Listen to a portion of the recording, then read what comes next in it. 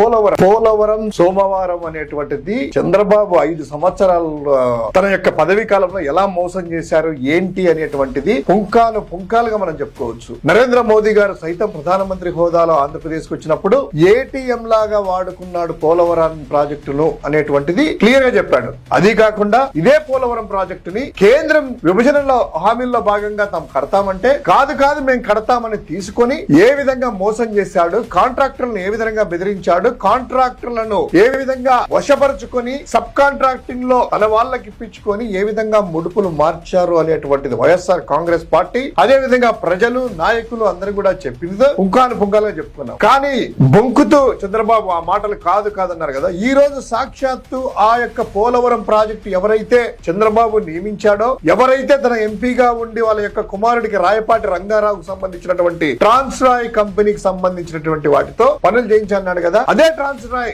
అధినేత రాయపాటి రంగారావు గారు తెలుగుదేశం పార్టీ నాయకుల ముఖ్య నాయకుడైనటువంటి ఆయన ఈ రోజు బయటకు వచ్చి ఏం చెప్తున్నాడయ్యా, పోలవరం ప్రాజెక్ట్ అనేది 75% అసలు పనులే కాలేదు, ఇది పచ్చి అబద్ధము.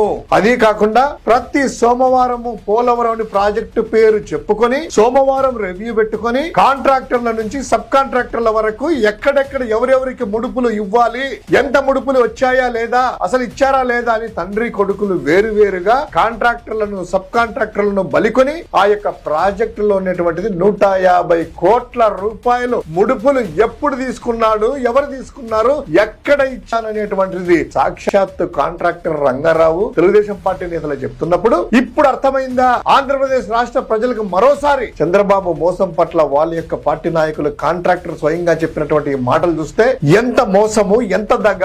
రాజధాని అని మోసం చేశారు, స్పెషల్ స్టేటస్ తీసే స్పెషల్ ప్యాకేజ్ అని మోసం చేశారు, పోలవరం ప్రాజెక్టు మాది మేము చేస్తామని కేంద్రం అంటే కాదని ఎలా చేశాడు, ఎందుకు చేశాడు అని. ఈ పాపాల వల్లనే చంద్రబాబు చేసినటువంటి పాపాల వల్ల R&R ప్యాకేజ్ సంబంధించిన డబ్బులు రాక అదే విధంగా ప్రాజెక్టు కంప్లీట్ కాక వైఎస్ఆర్ కాంగ్రెస్ పార్టీ వచ్చిన తర్వాత దానిలో తీసి కాంట్రాక్టర్ ను మార్చి రివర్స్ టెండరింగ్ ద్వారా దాదాపు 100 కోట్ల రూపాయలు సేవ్ చేసి ఈ రోజు ప్రాజెక్టును ఒక గుడికి తెచ్చేసి ఒక రూపురేఖలకు తీసుకుని వచ్చింది. ఈ యొక్క చంద్రబాబు చేసిన పాపం వల్లనే ఈ రోజు పోలవరం ఇంకా పూర్తి కాలేదు. ఈ చంద్రబాబు చేసిన అవినీతి లంచగొండితనం వల్లనే ఆ ప్రాజెక్ట్ లో ఆ నాణ్యత కొరవడి. సో ఇప్పటికైనా కూడా పోలవరం ప్రాజెక్టు మీద కేంద్రము ఎవరైతే సోకాళ్ళ మేధావులు భారతీయ జనతా పార్టీ అని చెప్పుకుంటుంది కదా, పురంధరేశ్వరి గాని సుజనా చౌదరి గాని అదే విధంగా సీఎం అనేటువంటి బ్రోకర్ గాని వీళ్ళందరూ భారతీయ జనతా పార్టీలో ఉన్నామని చెప్పుకుంటున్నారు కదా. టెక్నికల్ గా మీరందరూ కేంద్రం తీసుకొచ్చేసి కేంద్రం దృష్టికి, ఎందుకంటే కేంద్రం కాంపోనెంట్ ఉంది కాబట్టి ఈ 150 కోట్ల రూపాయలు ముడుపులు సాక్షాత్తు కాంట్రాక్టర్ నేనే ఇచ్చానంటున్నారు కదా.